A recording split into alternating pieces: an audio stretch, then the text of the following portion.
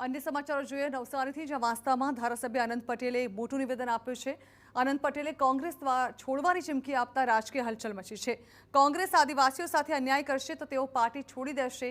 ન્યાય માટે આજીવન આદિવાસી સમાજની પડખે ઊભો રહેશે અને તેઓએ કહ્યું છે કે અમને કોઈ લોભ લાલચ કે સત્તાની ભૂખ નથી।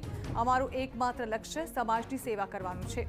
આપમાં જોડાવાની અટકળો વચ્ચે આનંદ પટેલના નિવેદનથી રાજકીય ગરમાવો વધી ગયો છે।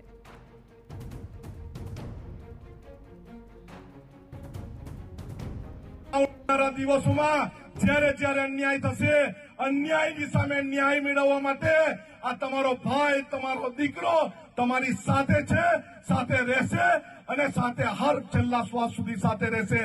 આગળ પણ મેં કીધું છે, મારી પાર્ટી જ્યારે પણ આદિવાસી સમાજ પર અન્યાય કરશે, અમને પાર્ટી છોડી દેતા વાર નથી લાગવાની। આદિવાસી સમાજમાં રહેલો છું, જન્મેલો છું, મરીશ પણ આદિવાસી સમાજમાં અને ગ્રામ્ય વિસ્તારમાં જ। અમને કોઈ લોભ લાલચ, કોઈ ભૂખ નથી। અમારે આદિવાસી સમાજનું કામ કરવું છે।